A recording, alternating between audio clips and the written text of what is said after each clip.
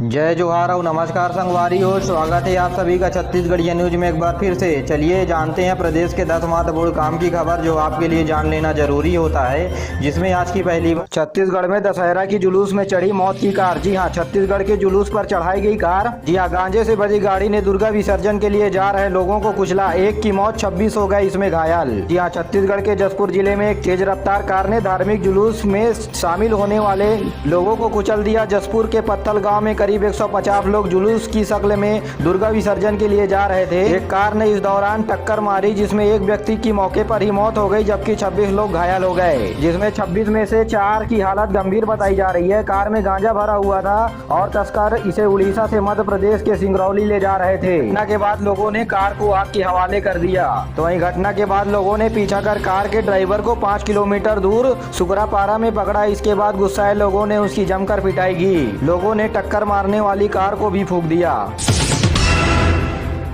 आपको बता दें कि यह पुलिस रायगढ़ जिले के कापू थाना से लेकर चली गई इस लोगों को। यह घटना रायगढ़ जिले की बताई जा रही है। इनकम टैक्स अफसर से लूट, 3 बदमाशों ने रास्ते में रोका, डंडे से पीटा और 9,500 रुपए छीने, जिसके बाद अफसर ने भाग करके बचाई अपनी जान। इस दौरान बदमाशों ने डंडे से उन पर हमला कर दिया। दोनों भाग करके अपनी जान बचाई। तो वहीं छत्तीसगढ़ में दशहरे के अवसर पर की गई शस्त्र की पूजा। जी हाँ, सीएम ने की राइफल की पूजा। जी हाँ, माननीय भूपेश बघेल जी ने की राइफल की पूजा। साथ ही एसपी ने की AK-47 से चलाई गोली। 500 साल पुराने मठ में किया हवन। जी हाँ, नई सरकार बनने के बाद छत्तीसगढ़ में नए नए कदम उठाए जा रहे हैं, जिसके बाद पहली बार छत्तीसगढ़ में शस्त्र की पूजा की गई है, यानी जवानों के द्वारा यूज में लेने वाले हथियारों की पूजा की गई। तो वहीं छत्तीसगढ़ के सीएम का अनोखा अंदाज, पैतुक गांव में बचपन के दोस्त को हेलीकॉप्टर से घुमाया। जी हाँ, पिछले साल मिलकर की जताई थी हेलीकॉप्टर में घूमने की इच्छा। जी आपको बता दें कि छत्तीसगढ़ के मुख्यमंत्री भूपेश बघेल अपनी सादगी भरे रवैये से वजह के चलते चर्चा में रहते हैं। मुख्यमंत्री भूपेश बघेल ने शुक्रवार को दुर्ग जिले में अपने पैतुक गाँव कुदुलडीह पहुंचे। मुख्यमंत्री ने नया खाई स्थानीय त्योहार है जिसे हम छत्तीसगढ़ी में नवा खाई कहते हैं। इस मौके पर मुख्यमंत्री जी गांव पहुंच करके लोगों से मुलाकात की। आपको बता दें कि हर साल दशहरे में पूजा के लिए वह सीएम भूपेश बघेल जी गांव आते हैं। इस दौरान उन्होंने अपने बचपन के दोस्त से मुलाकात की और वही एक दोस्त को हेलीकॉप्टर की यात्रा भी कराई। तो वहीं गरियाबंद में एक उंगली ने रोकी पढ़ाई, 85% अंकों से 12वीं की पास। वहीं एक उंगली कम होने से आधार कार्ड नहीं बना तो कॉलेज में एडमिशन नहीं मिला।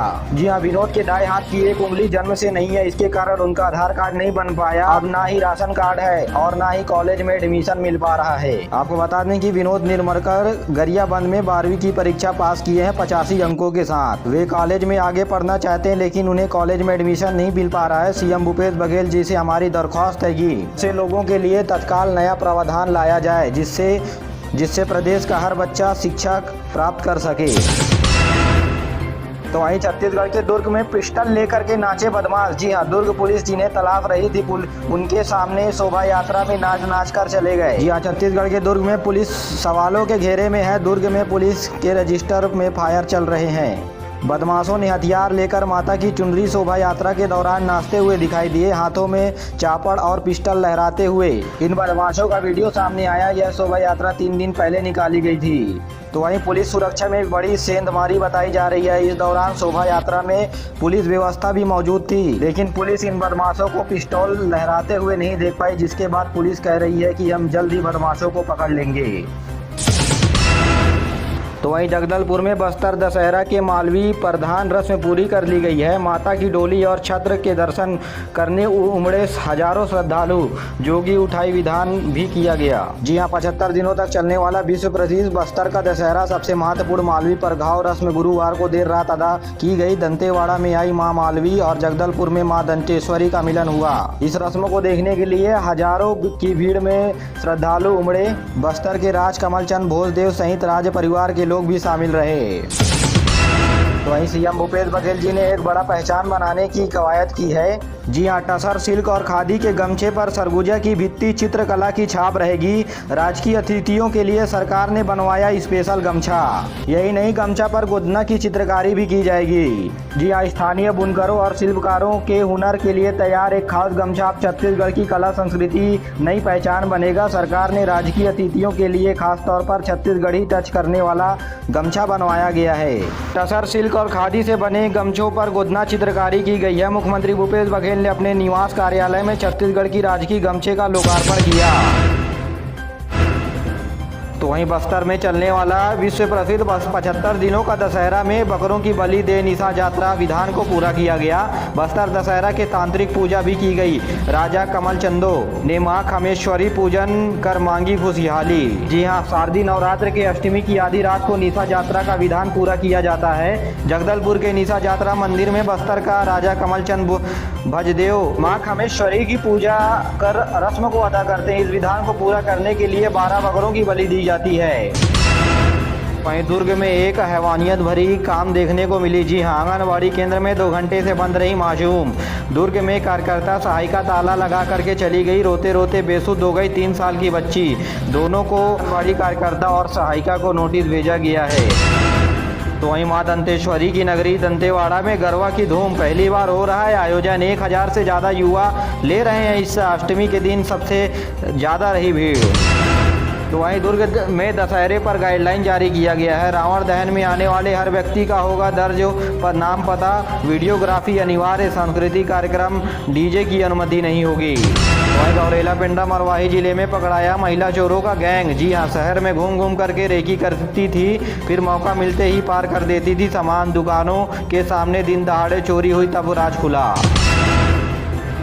वहीं पैरा ओलंपिक खिलाड़ी को जान से मारने की धमकी दी गई। जी हां, एक बार फिर से इंटरनेशनल खिलाड़ी छत्तीसगढ़ में सुरक्षित नहीं है। जी हां, ओलंपिक संघ के अध्यक्ष सचिव के खिलाफ शिकायत करने की बात पैरा ओलंपिक खिलाड़ी ने कही तो घर में पहुंच करके धमकाया संघ के लोगों ने। इसके बाद अध्यक्ष और सचिव के खिलाफ केस दर्ज हो गया है। गौरतलब है कि छत्तीसगढ़ के बिलासपुर जिले के पैरा लिफ्टिंग व्हील चेयर तलवारबाजी की राष्ट्रीय खिलाड़ी को जान से मारने की धमकी के मामला सामने आया है। उन्हें धमकी किसी और ने नहीं बल्कि पैरा लिफ्टिंग व्हील चेयर तलवारबाजी संघ के अध्यक्ष और सचिव ने ही दी है। आपको बता दें कि खिलाड़ी ने दोनों पर घर में घुस करके धमकाने, गाली गलौज करने और जान से मारने की धमकी देने का आरोप लगाया है। जिसके बाद महिला खिलाड़ी ने दोनों के खिलाफ सरकंडा थाने में केस दर्ज कराया है। तो वहीं कोंडागांव में दिव्यांग राजेश्वरी का सामर्थ्य देखने को मिला। 13 साल की बच्ची ने हाथ पैर हो गए हैं बेकार, फिर भी लिखती है और खेलती है, पेंटिंग भी करती है, रंगोली में बनी इसके बावजूद चैंपियन। तो धमतरी में प्रेमी जोड़े ने खा लिया जहर। रात को मंदिर जाकर के की थी शादी, फिर खाया जहर। युवक की हो गई मौत, युवती की हालत बनी है गंभीर। तो वहीं छत्तीसगढ़ में उड़ीसा बॉर्डर में मारे गए 3 नक्सली। मंगलवार को हुई थी मुठभेड़। 10 लाख रुपए की नाभी माओवादी के 100 लेकर फोर्स पहुंची मलकागिरी। 2 इंसान और एक SLR राइफल भी हुए बरामद। तो वहीं छत्तीसगढ़ में यात्रियों के लिए अच्छी खबर नहीं है। सारनाथ एक्सप्रेस सप्ताह में 4 दिन चलेगी।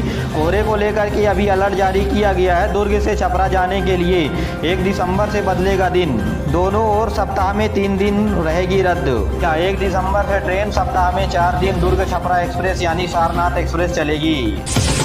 वहीं कोरोना वैक्सीन की ट्रायल अभी अंतिम चरण में चल रही है। 2 से 18 साल के बच्चों को दीपावली से पहले टीकाकरण किया जाएगा। जी हां, 12 से 18 साल वालों के लिए जायडस की वैक्सीन का पहले ही हो चुका है तय। यहाँ प्रदेश समेत देश में जायडस कैरोला नाम की वैक्सीन 2 से 18 साल तक के बच्चों को लगाई जाएगी, जो प्रदेश स्वास्थ्य के लिए शुभ संकेत बताए जा रहे हैं।